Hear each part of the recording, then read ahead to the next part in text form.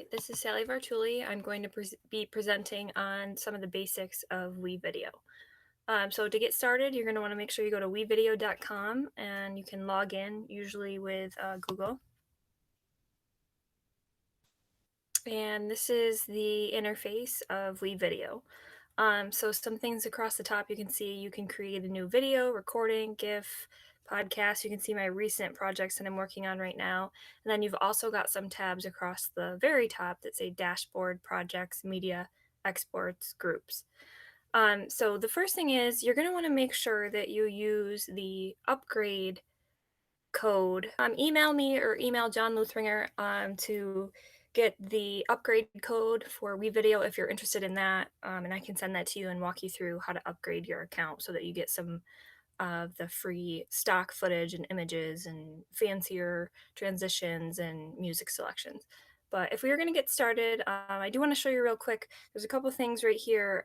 For example, you've got get the teacher guide and join a group or class. So you can create a group or a class and then send the code out to your students and they can jump right on and you guys can edit videos together. So it's nice that WeVideo works in a collaborative way, just like Google.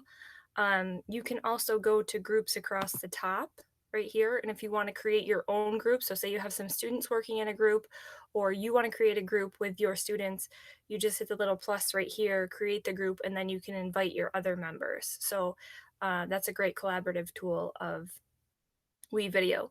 If you begin a project and then you want to start with a student, start collaborating with a student, which I've actually had students do that to me with me when we were virtual.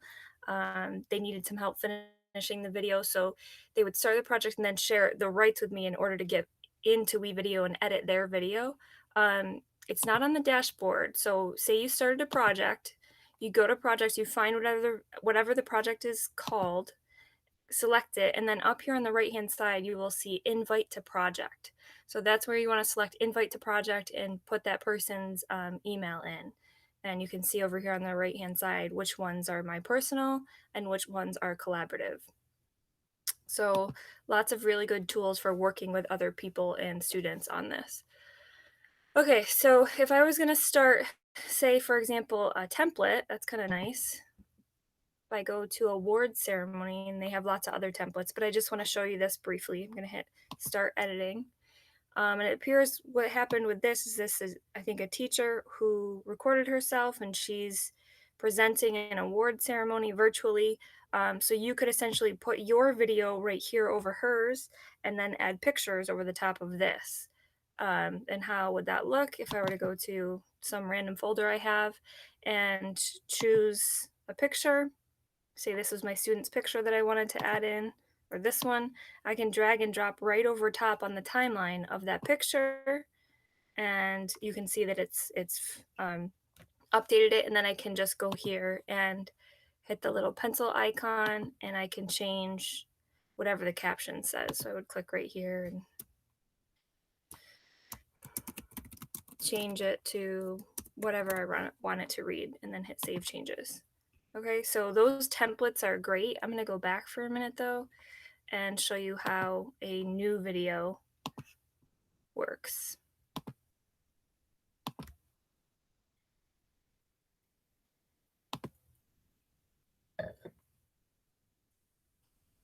All right, so I'm gonna hit create new and then video. Let's get started, start editing. And you can see down here, we've got timeline tracks at the bottom, video 1, video 2, audio 1. You can always add or take away tracks. So you can see this little plus sign, that's to add an audio or a video track. Why would you need more than that? If you wanna get fancy, for example, with audio, and you have a song playing with your video, but you also wanna add in your voice or a voiceover, you would need another audio track, one for the voiceover and one for the song. As well as when it comes to video tracks, if you have your video that you want to overlay on the top of like some pictures, or for example you recorded yourself doing a tutorial on the video and you want your face over the top, that's what the multiple video tracks are for. And those are just a couple examples. You can switch your timeline mode if you want to. So let's see, what's this? Snaps, no, that's not what we want. If you go up here to the little hamburger, and then down to the bottom, it says switch to storyboard. If you click on that, you can see now the timeline has changed to a more visual representation of what your clips will look like. And you can see here's a theme, here's your music, here's where you would add a voiceover, and you would just drag and drop whatever clips you have right into the timeline. And they kind of snap together. So if you are just starting with WeVideo and that's what you feel comfortable using, I would recommend using that. I have never really liked that because I was never taught on a storyboard timeline. I've always used timeline. So I'm going to go back to switch to timeline. I just wanted you to know that if you are more of a visual learner and you're just starting out, the storyboard timeline can be a good option for editing. Okay. So the first thing is you want to know, how do you get your footage into WeVideo, or how do I start with some video footage or pictures or whatever you want to do. The first thing is, if you go to stock media at the top and you've used the upgrade code that you can get from John Luthringer, there's a ton of stock footage and pictures that you can choose from right here that are copyright free that you can throw into your video. So say you want your students to put together a promotional video on a new business that they are creating, and the business has to do is a family restaurant. So if I type in restaurant, you've got tons of footage that you can actually bring right down into the timeline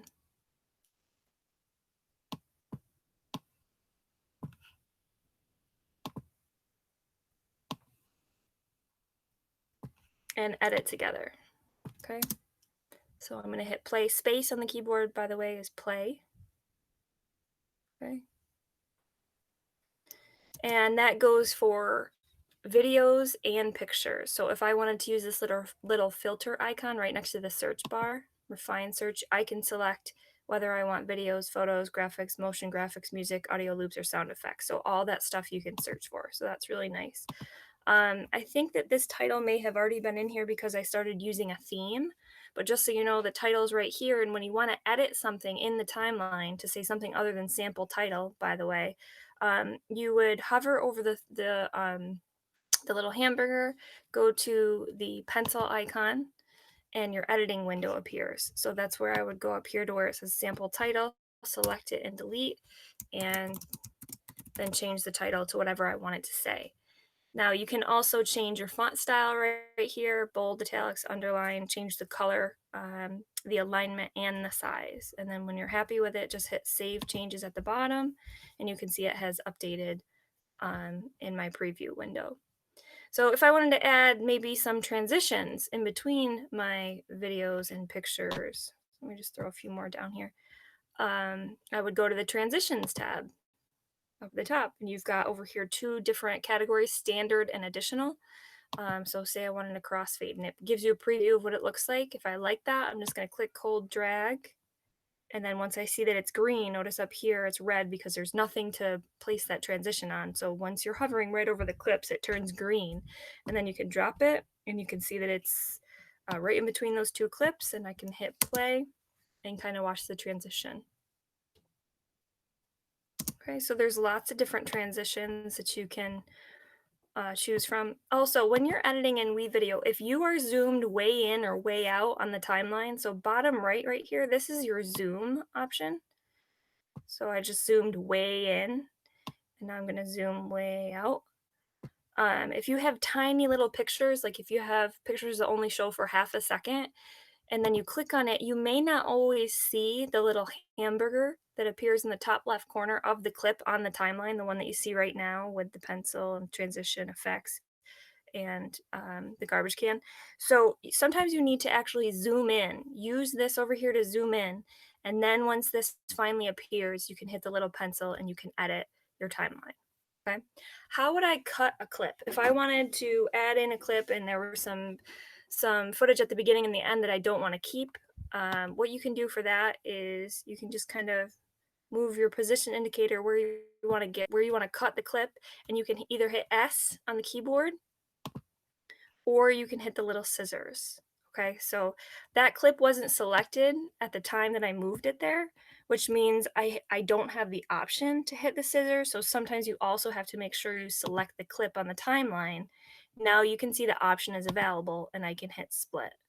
And then I could take this and move it, or I could just hit backspace or delete and now it's gone.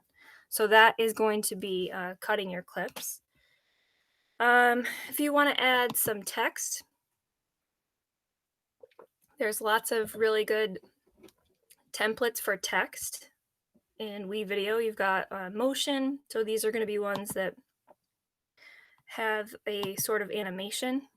And if you hover over them, I haven't added them to the timeline yet, but I'm just previewing it over here on the right hand side. You've got motion, you've got static. That means they're going to stand still. Well, so they're gonna be stationary and there's no animation. In season, these are kind of like holiday special call out templates. And then there's call outs. So sometimes this helps if you're creating a tutorial and you want to point something out to your student. You could use, for example, this arrow. Say I wanted to lay it right over top of this clip. Now you can see that is right on top of the video clip. And I can also go in and adjust it and move it. So hit the little pencil icon on the timeline. And I can move it wherever I want, each point. So that kind of helps if you're doing a tutorial and you want to point something out. Okay. And then there's theme. So just a couple, title and ending. So back to motion. If I want a caption over top of my picture, I can put it, just drag and drop. That's why you need to have those two video tracks so that you can have the video underneath and then the title over top. Okay. And again, if I wanted to edit that, you're going to go up to the little hamburger on top of that clip on the timeline and go to the pencil icon. And then you can see this is where it says in a whisper. That's just like the template from the program. We're going to change this to whatever we want it to say. And again, you've got the option right here to change the font size, the font style, and you can also grab it right here and move it wherever you want. You can also bring it up, scale it down, rotate it, flip it, whatever you want to do. Then hit save changes when you're happy with it. And now we have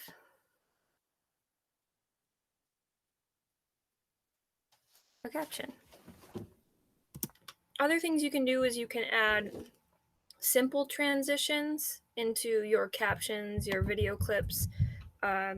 If you hover over the clip, the second icon that pops up across the top, the clip editor, is a diagonal line with 2 points. It says open opacity options. If I click on that, you can see this opacity window that appears and it says fade and then in and out. So if I select fade, you can see now down here on the picture, we've got a 1 second fade in and a 1 second fade out. And that's just going to be from black. So it's just your standard transition. Fade in. And then I can also adjust that if I want to by selecting, dragging this up, down, wherever you want to put it. Same thing with, like I said, the titles. You can also go up to your little hamburger for your editor bar, go to the diagonal line, select fade, and then you've got fade in and fade out for the title as well. Gives it kind of a smooth touch, okay? All right, so that's text. Text is pretty simple. Audio, we're just working from left to right across the top. You've got different categories over here: free music, sound effects, and premium music. You are not going to have premium music or sound effects, I don't think. Maybe just a select few of sound effects if you don't use the upgrade code, which is fine if you're just getting started. But if you want a library full of some more options, you're going to want to use the upgrade code.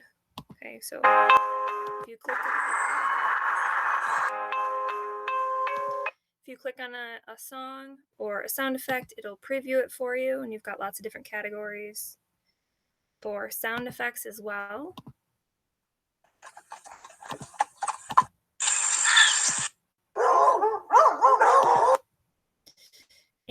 and you can just drag and drop right down into the timeline. I really don't like that one, that's annoying.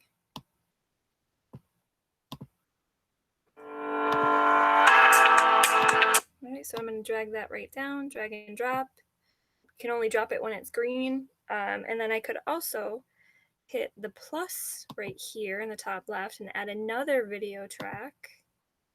So if I use my scroll right here, oh, sorry, I did the wrong thing. I wanted to add an audio track. It's right here at the bottom. I could also add things like sound effects right over the top. Okay, and then you would hear the song playing with the sound effect, or like I said, if you had a voiceover and you wanted to add that in, you could do that as well. And you can actually record a voiceover right within WeVideo if you want to do that also. So if I go over here to my media, okay, select my media, you'll see this is where you actually bring in footage.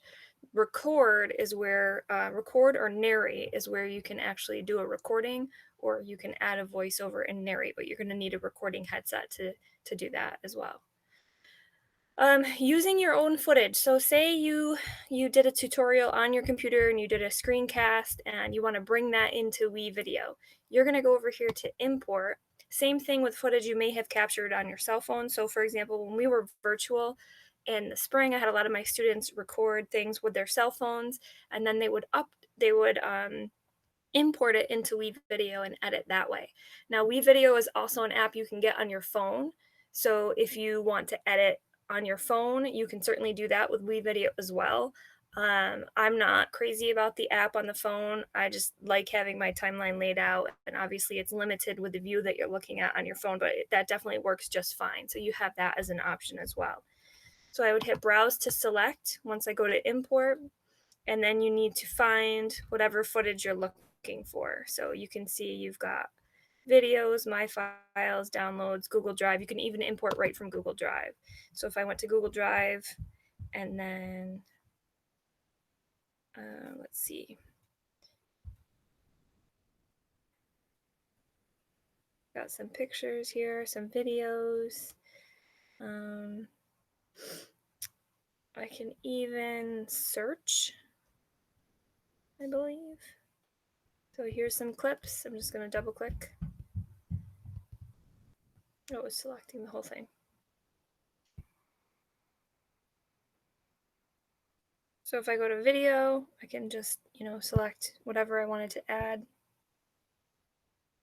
Or I can even go to images and then hit open, and you can see that it's added right here in your window, and then you can just drag and drop wherever you want it on your timeline. Okay, so that's importing your footage.